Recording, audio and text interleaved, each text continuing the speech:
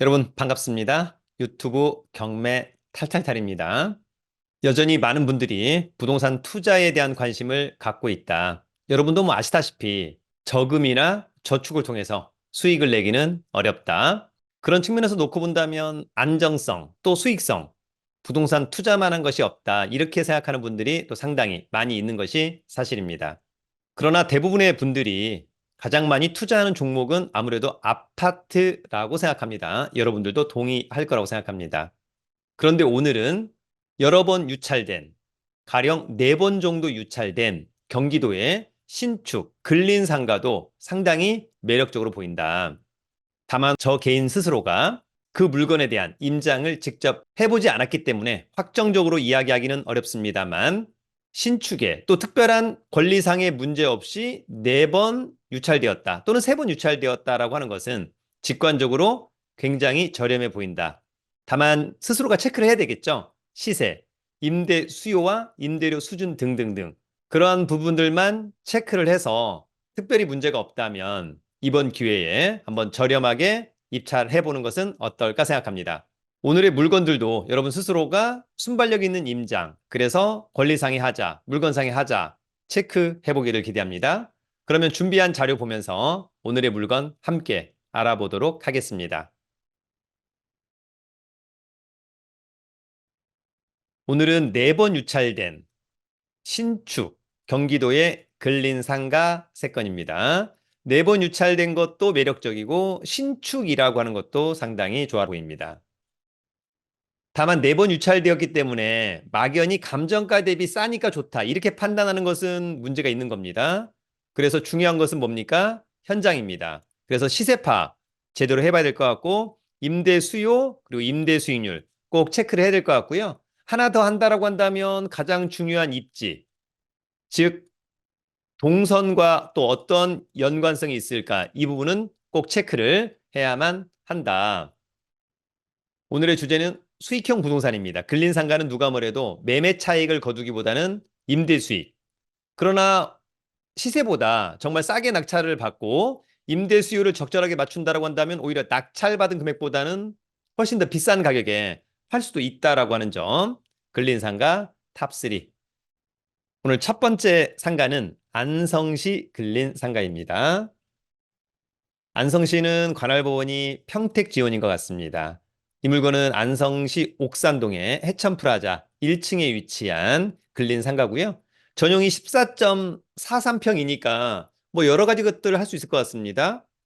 미용실을 할 수도 있을 것 같고, 뭐 중개사무소를 할 수 있을 것 같고, 커피숍을 할 수도 있을 것 같고, 뭐 약국을 할 수도 있을 것 같고, 다양하게 할 수 있겠다. 감정가가 10억 5천만 원. 그런데 한 네다섯 번 유찰된 것 같습니다. 2억 5,200. 일단 직관적으로 굉장히 싸 보인다라고 하는 점. 아마도 감정평가 금액은 분양가. 그러니까 상가는 원칙적으로 웬만하면 분양을 받아서는 좀 곤란하다. 이렇게 이해를 하면 어떨까? 왜냐하면 제 주위에 상가를 분양받고 좋아하는 분들이 거의 없었습니다. 지금에 와서 정말 후회하는 분들이 너무나도 많다. 그래서 분양은 좀 어렵습니다만 오히려 이렇게 한 4분의 1 가격은 굉장히 매력적일 수 있겠다. 청구 금액, 등기채권액. 관심 있다면 11월 18일 신분증과 도장, 입찰 보증금 가지고 평택 지원에 가서 입찰을 해보는 것도 좋을 것 같습니다. 감정평가사가 찍어온 사진 등등. 이 상가는 2019년산 신축이죠. 이제 5년 차니까 8층 중에 1층 좋고 전용 좋고 이 사건 말소기준 권리 새마을금고 낙찰자가 낙찰받고 돈 내면 모두 소멸합니다. 감정가 대비 한 번, 두 번, 세 번, 네 번 유찰됐고 11월 18일 날 진행을 한다. 이 상가는 삼거리 코너에 위치해 있는 것 같고요. 주변에 아파트 단지들이 있어서 이 상권은 상당히 좋지 않을까. 가보진 않았습니다만 직관적으로 그렇다라고 하는 점. 위치는 여기. 아마도 이제 밖에서 이쪽으로 이제 보이는 것 같습니다. 상당히 좋아 보이고요. 출입구 바로 옆에 있어서 더더욱 매력적이지 않을까 그런 생각을 한번 해보기도 합니다.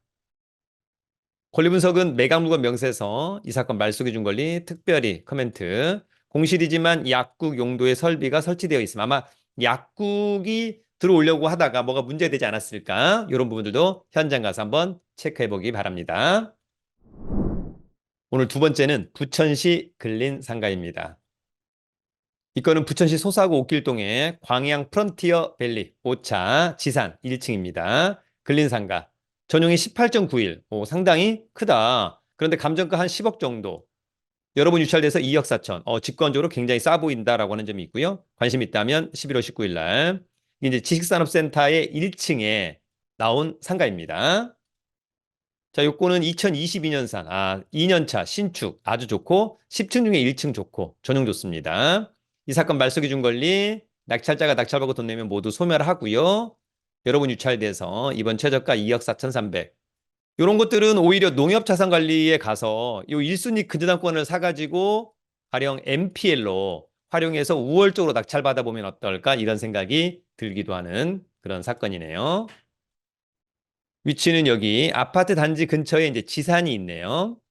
지하철역은 이쪽에 차로 이동하는 곳 등등등 현장에 한번 가보면 좋을 것 같고요. 자, 위치는 요 라인. 현장에 한번 가서 직접 봐야만 할 것이라고 생각합니다. 전용 면적 18평이니까 뭐 여러 가지 것들을 할 수 있을 것으로 보입니다. 권리 분석은 매각물과 명세서 이 사건 말소 기준 권리. 특별히 코멘트 없다라고 하는 것은 문제가 없다. 오늘 세 번째 상가는 시흥시 근린상가입니다.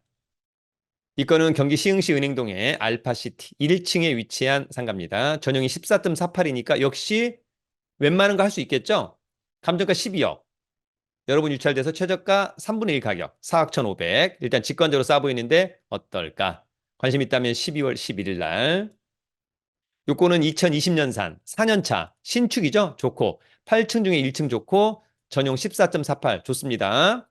이 사건 말소 기준 권리 낙찰자가 낙찰받고 돈 내면 모두 소멸하고요. 특별히 떠안을 임차인은 없어 보입니다. 위치는 근처에 이제 아파트 벨트, 아파트 그리고 상권 등이 좀 있을 것으로 보이고 사거리 코너니까 입지적으로 상당히 좋아 보이는데 그 상가가 또 어디에 있느냐 여부도 중요하겠죠. 이걸 봤을 때는 출입구가 아닐까? 예, 그 옆에 붙어 있어서 일단 상당히 좋아 보인다. 역시 그래도 현장이 중요하겠죠? 권리 분석은 매각물건 명세서 이 사건 말소 기준 권리 특별히 떠안을 것은 없다.